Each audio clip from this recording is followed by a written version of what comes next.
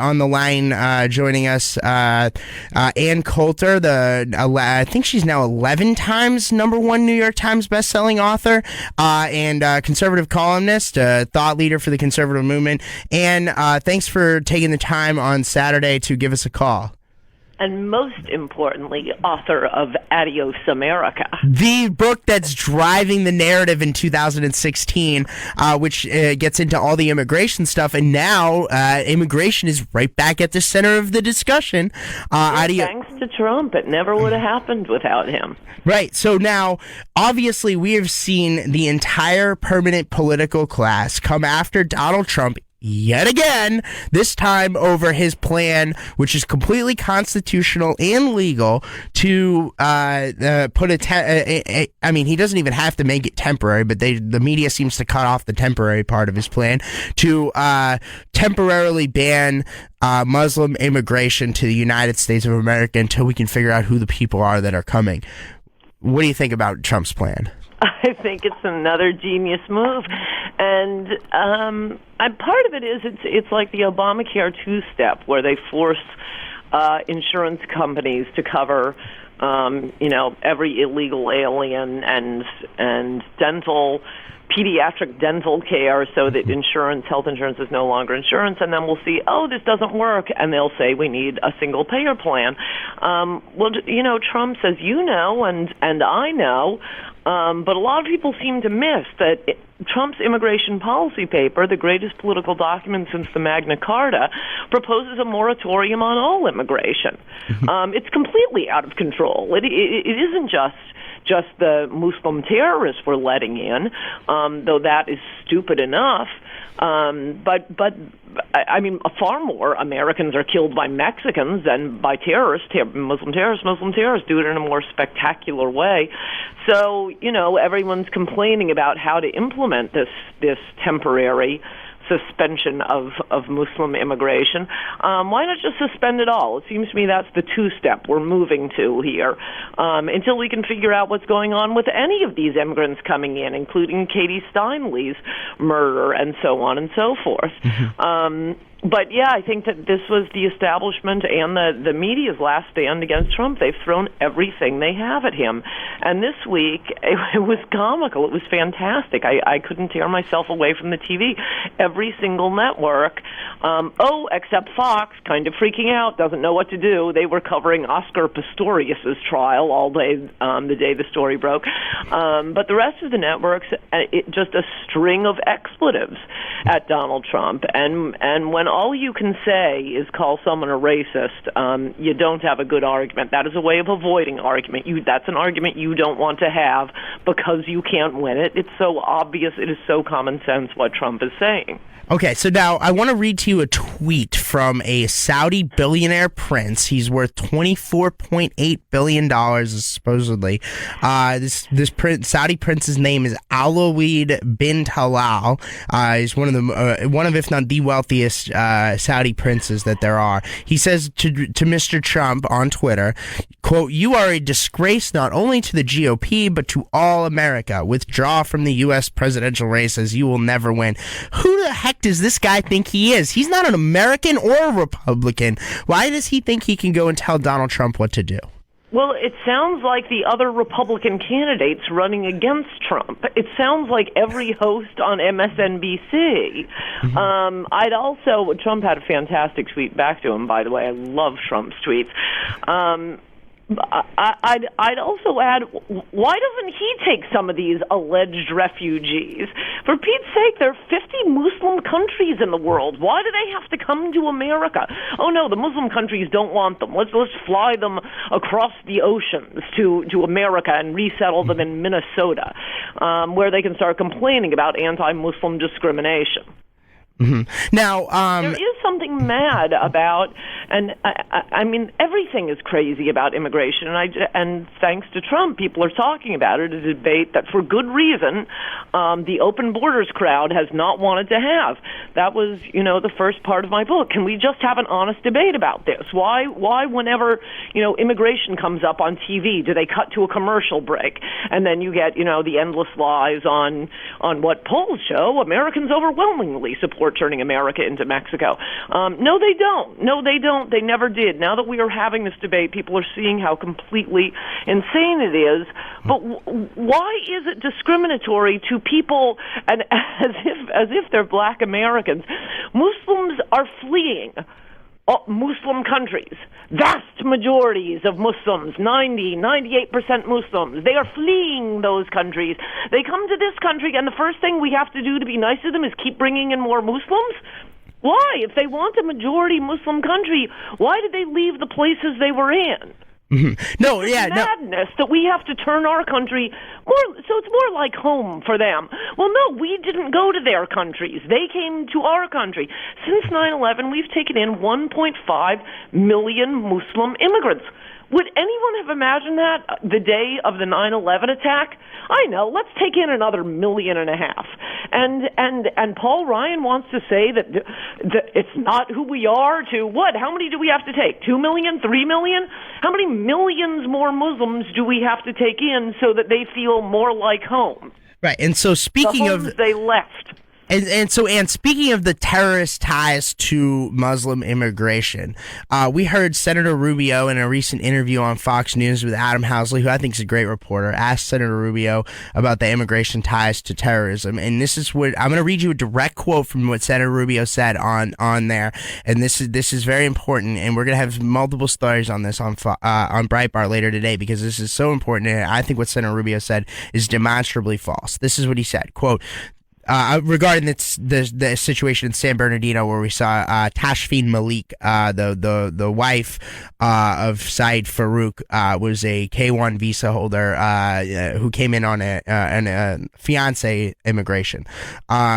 Quote, this is what Senator Rubio said, quote, "This is the first time in modern history of this country that an enemy has tried to manipulate our legal immigration system, something that I've been working on to reform for a long time, and is trying to manipulate our legal immigration system to insert radicals or those who have been radicalized into the country." Now, has Senator Marco Rubio forgotten about September 11th, 2001, when a whole bunch of Muslim immigrants to the United States hijacked American planes and crashed them into the Twin Towers, the Pentagon, and into a field in Pennsylvania, and who knows what the actual target for that plane was? I mean, is this the... Yes, many of them. I think 13 of the 19 had driver's licenses from, what state was that again? Oh, yes, the state that Marco Rubio was from, Florida. They had driver's licenses from Florida. Not only that, as I describe in my book, several of the 1993 World Trade Center bombers had come in on an amnesty pushed by Marco Rubio's best friend in the Senate, Chuck Schumer, that agricultural amnesty, a big fake phony fraud you had, all these Muslims coming in after the date we were supposed to be amnestying these farm workers. Oh, yeah, okay. You say cotton is purple, and you pull bananas from the ground. You must really be a farm worker. They knew they were all fraudulent applications, but our immigration service approved them anyway. That's how some of the 1993 World Trade Center bombers got in. They also got in as fake asylees and refugees. Yeah, of course, this has been going on forever. Every single immigration category is a fraud. I go through them quickly in my book. None of them are real. They are all playgrounds for abuse. That's why we need a moratorium to get things in order. I mean, everyone who works for our immigration service has basically come from La Raza. They are liberals who hate America, want to destroy this country. This is how they are paying America back: destroy it, dissolve the borders. And Marco Rubio was their puppet. Mm-hmm.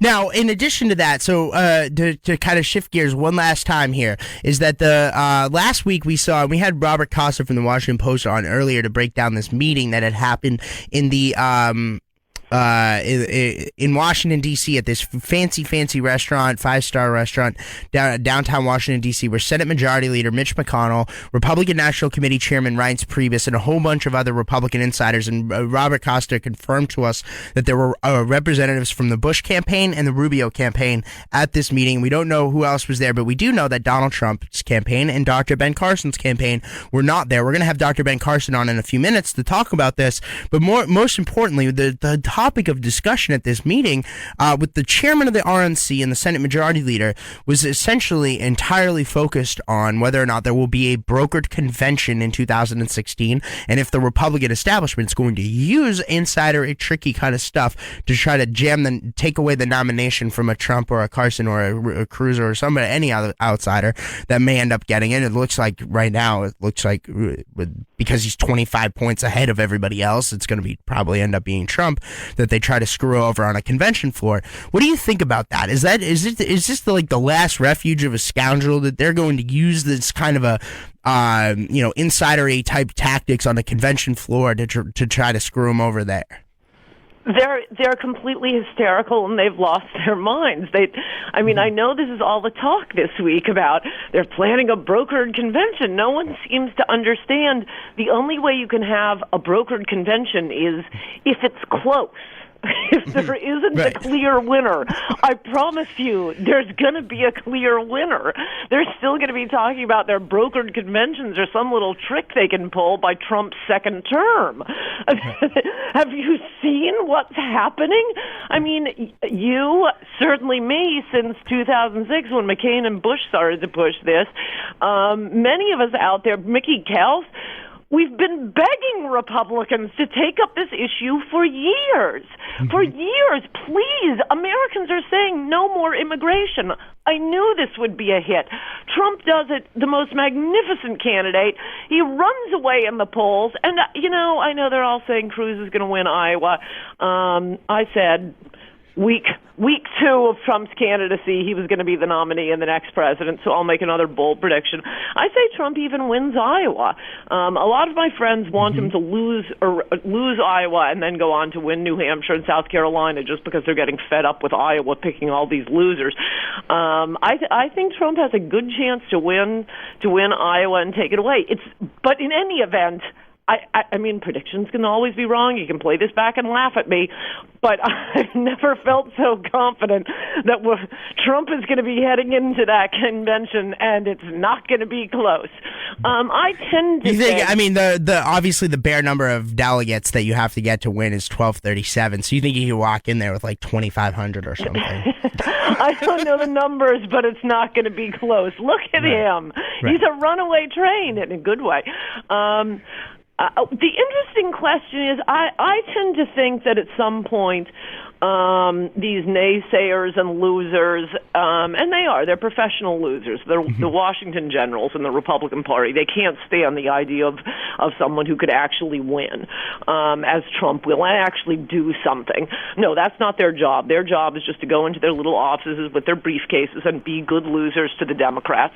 So, yeah, of course, they're totally freaking out. They had a gentleman's agreement with the Democrats on immigration. Don't worry, we won't do anything, even though we know we only have 5 more years to be elected after you change the demographics. But I think at some point they're going to have to. They're not. They may be weak. They may be women. But I don't think they're really that stupid. At some point, they've got to say, okay, we threw everything we had at Donald Trump. The people want him. We're making our peace with him and getting behind with him as the nominee. And that's my boldest prediction right now. I think that will happen. Right. And so the last thing, all right, because we've got a couple more minutes until we got Dr. Ben Carson on the line. The last thing I want to ask you about, I don't know, did you see this story from this ACLU board member in Colorado, ACU Colorado, what they had posted on Facebook? This board member has since resigned her position. It's on Drudge right now. We've got a story up on Breitbart about it too.